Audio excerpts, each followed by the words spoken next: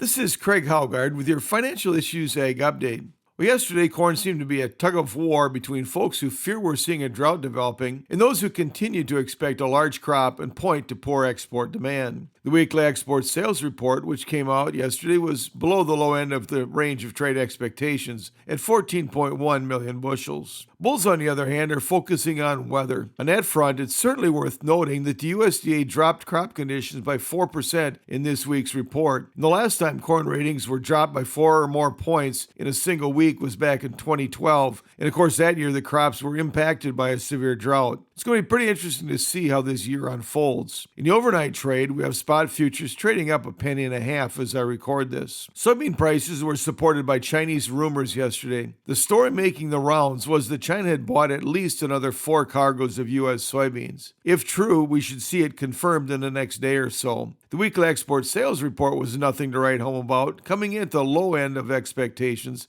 at 19.1 million bushels. But in the overnight trade, we're shrugging off the disappointing news and have spot futures trading 3.5 cents higher. The winter wheat markets continued to trade lower on what appears to be a decent U.S. harvest and beneficial rains in Europe. Minneapolis spring wheat futures, on the other hand, were higher over concerns of lack of beneficial rains across North Dakota. The weekly export sales were a positive surprise, coming in at 18.5 million bushels. They were just above the top end of trade expectations. In the overnight trade, we have Chicago a penny higher. Kansas City is up 2.5 cents, while Minneapolis is trading 2 cents lower as I record this. Cotton futures had a setback yesterday, with December futures finishing 48 points lower, settling at 59.52. In the overnight trade, we've erased most of that, with the spot futures trading 45 points higher. Livestock futures had a split session. August live cattle futures ended the day 75 cents lower, while August feeder cattle were down 60 cents at the closing bell. Lean hog futures posted a small gain, with the August futures up 30 cents at the close. Class 3 milk futures set more life of contract highs,